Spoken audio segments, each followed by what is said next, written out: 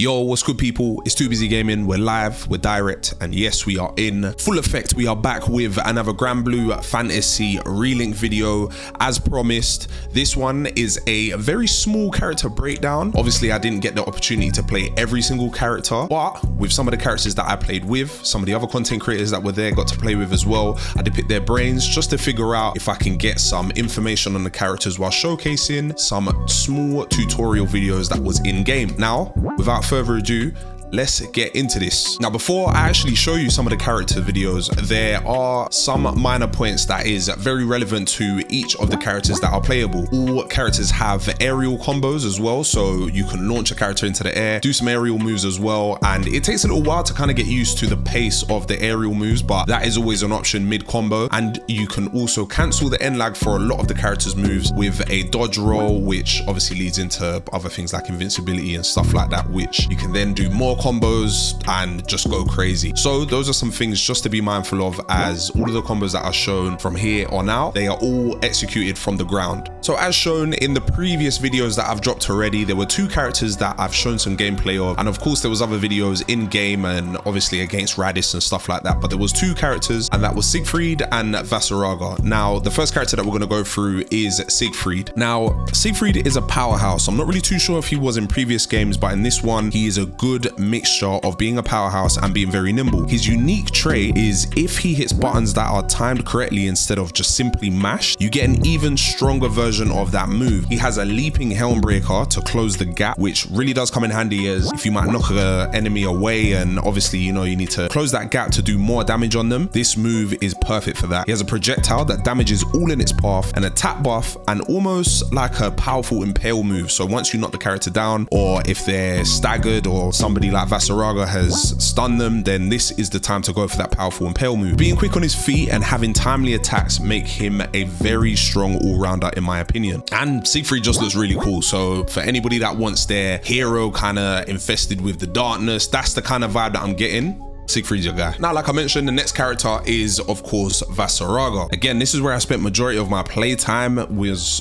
simply mashing combos with Vasaraga and charging crazy powerful damaging moves. This was my character of choice. He's a powerhouse, strong charged attacks, grant self armor, can gain enmity and debuff enemies. Everyone that enjoys playing tanks will feel at home here. Think of the greatsword from Monster Hunter. This one takes a little while to warm up to as it executes high damage, but of course it's all about spacing, timing, and knowing the monster's attack patterns. This is the character that is pretty much the same as that. When it's time to charge a move to its max, partnered with either a rebuff or invincibility, will have you outputting some ridiculous numbers. Do remember, some enemies recover faster in different states, so knowing when to go for the damage or executing one of his more powerful charge attacks, or simply when to release the charge attack if it isn't at max to maintain health, will be key. And of course, making sure that you're still a viable part of the team by not carting all the time. And that is something that will make a skilled Vasaraga player play completely different to somebody who is just getting into the character. I think it's going to be all about knowing when to charge your attacks, knowing when to go in for the damage, or simply just holding back and making sure that you are keeping the enemies consistently debuffed. Listen, cart or not,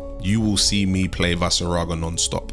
And obviously a few others, but Vasaraga's the main. Now for the next character, Charlotte. I did not expect this character to release so many attacks and be such a beast. I didn't get that much time with Charlotte, but only just a little bit, and the quest that we did wasn't really that crazy anyway. But what I did get was that she wasn't as strong, but the more you get into her combo strings, the damage all added up. One thing that made playing her really fun was executing her combo string, dodging to get invincibility, and then going crazy with the combo string again, whilst not having to worry about getting interrupted. Her aerial move into the dive bomb did some very nice AoE damage, and the end lag could be cancelled with a dodge roll, which made her moves very scary, as you can output high damage obviously the longer you get into the combo, and then if you feel that you're about to get in trouble, just dodge roll and get out of the way. Now the next character on the list is Ferry, which to me was one of the most interesting characters. Again, I didn't get much time to play with Ferry, but what I saw and the tutorial video that I watched with her summoning spirits to increase her combo count was actually kind of nuts. Now, like I said, when she finished a specific combo string, she would summon what looked like a spirit. Now, please correct me if I'm wrong, as I'm still learning Granblue lore. This was integral to her combo gameplay. She could do a lot of mob damage as she fought from a medium range and attacked somewhat lashed out out, causing groups to take damage from her combos. Each spirit gain added to her base combo, which ultimately led to even more damage. A slight change on what each spirit did and a little extra attack here and there.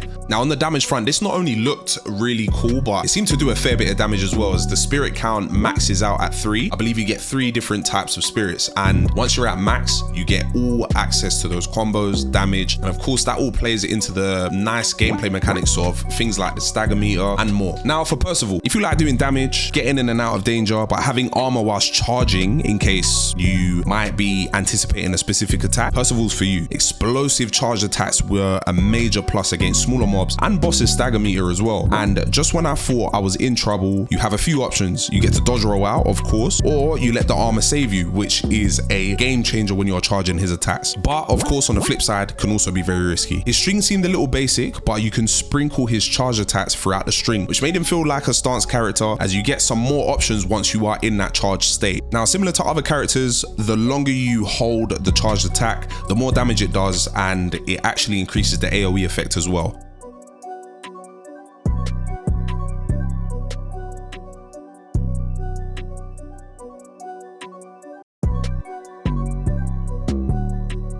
This character not only looks amazing, but he plays amazing as well. I think this character is a beast. Yes, the character we're talking about is Gundagoza. Now, I should have spent way more time with this character. Another powerhouse that attacks ignorantly, giving slow, singular, powerful blows with access to counters, fast special attacks, and a huge enmity gain. He plays the tank role mixed with DPS. If you hit that attack button at the right time, his attack unique trait comes in. A symbol pops up next to him that gives him access to an extremely powerful move that uses that charge up. There is a bit of charge time, but again, knowing when to use it will be key in outputting the best damage possible. Now, Gundagoza being very similar to Vasaraga in terms of size and speed, he makes up for all of that with damage. So mixed with Vasaraga, you might see some Gundagoza sprinkled in there here and there, just putting the feelers out there. Now for Narmaya. This character actually interested me a lot, as I wanted to know if she had different stances in terms of the katana and almost like a smaller version of a greatsword. I thought this character looked really cool. Now, Narmaya had some of the best looking combos, and one thing I did notice when reading through the menus and checking the footage over was that she gets access to different combos depending on, I'm not too sure if they're butterflies, but they are 2 different spiritual butterflies that surround her. Now, I'm not sure if you can switch between them, as I didn't get a chance to play as her and the recording got cut short, but some look more powerful than others and gave her access to a very powerful AoE move that you can control its area of effect. She seemed a lot more technical, but a beast in the right hands, and going back to it, the different butterflies seemed to change her combos, and that made me think about her being similar to like a stance character. Now we get to speak about Yordaha. Oh, did I say his name correctly? Yordaha? Correct me if I'm wrong. This guy,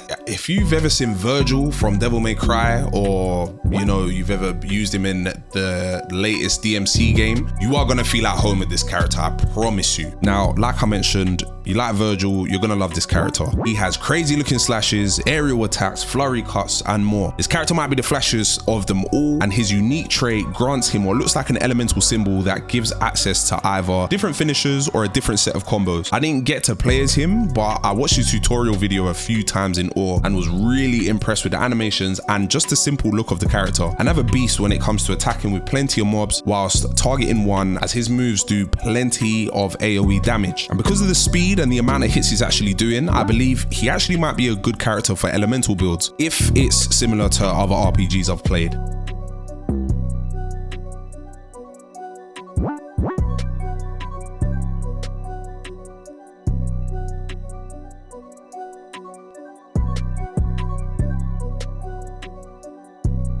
Now for Lancelot, this guy actually looks really cool. I loved his combos. I loved how in and out of the fight he was. He was over here attacking this enemy, then over there doing a madness. Lancelot looks really cool, and he's very beginner friendly, which is gonna be a good starting point for a lot of players. Now, not only was he beginner friendly, but he just seemed well-rounded. He has good damage, an amazing elemental build-up, and moves that allow him to get in and out, like I mentioned before. The more his combo built up, it looked like the elemental damage increased, making him the potential elemental character. Some of his attacks attacks had AoE finishers, which spread that elemental damage to other enemies, and that was good. If that particular quest has a lot of enemies weak to said element, it seemed that he would be the play in terms of getting that quest done as quick as possible. Sometimes those beginner friendly and easy to use characters are the MVPs of your team, and it's gonna have to be that when it comes to taking out a specific boss or a more difficult challenge when they might be weak to ice or wind or something like that. If you get a good Lancelot on your team and he knows how to output that elemental damage, stick with him. Now we speak about Vayne.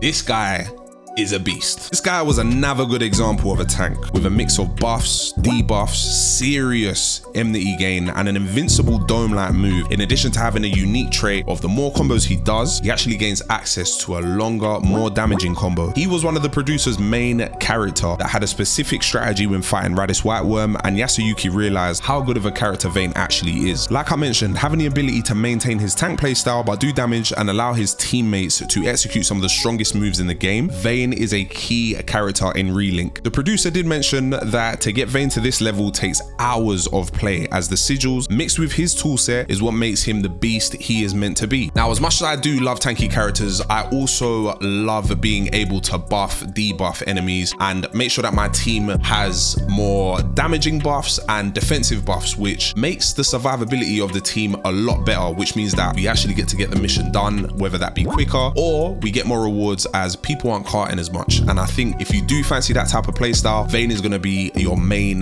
guy to go for. And last but not least, the final character that we get to speak about is Zeta. Now, I didn't get to play as much Zeta, but during our multiplayer segment of the event, I did play with the legendary Peach, who was at the event with me, and she played tons of this character and actually showed me up when it came to the final results of certain missions with getting MVP. And that made me realize that Zeta is a beast. It's either Zeta is a beast or Peach is a beast, but either way, this character is a madness. Now, like I mentioned, during the end result screen, Zeta was at the top quite a few times for simply doing the most damage to enemies. And I was Vasaraga, which was a bit of a smack in the face. Now, Peach mentioned that she does a lot of damage and has a parry. And of course, outside of a few of her damaging attacks, she also has access to some self buffs. Another thing I noticed is that she likes to get airborne, and the animation gets her out of some close range trouble if timed correctly. Now, what I mean by timed correctly is if you do the attack, maybe wait just a little bit and then press the button again to allow Zeta to bounce back. This seems like you can kind of anticipate the enemy that is about to do an attack and then get out of the way, then return with another attack. I'm guessing it's going to take some time and obviously some practice, but with a character like Zeta that is able to do a lot of damage and potentially maybe get some invincibility sigils, then this might be the way to go for Zeta. Now, mixing all of these factors together makes Zeta a force and at the top of the leaderboard again. Thanks, Peach. I'm not gonna lie though, after Peach used her a few times, I thought to myself, maybe I'm using the wrong character. Maybe let me try some Zeta out. But we're gonna wait until the full game to actually sit down with all of these characters and break them down properly. And that about wraps it up for the video. Do be mindful once again that we only got a very short time to play multiplayer, which had all of the characters available. So for a lot of the stuff that I missed out on, or the character videos being a little bit short, my apologies, but do not worry. Hopefully we get access to the game soon, or again, and I can actually break these characters down in a little bit more depth for you. Of course, let me know what character you are interested in or a character that you would like to see more of down below, and let me know what character that you will be using, as we should start to build some teams and, you know, discuss some tactics for when the game releases, so we are ready. And of course, like, comment, subscribe, hit that notification bell, and if you fancy it, join up on the Discord. There's plenty of other Granblue Fantasy Rising and just Granblue Fantasy enjoyers in there, so come and share some lore, share some knowledge, and of course meet some new people so we are ready for the full game's release. It's been TooBizyGaming. I'm out of here. Peace.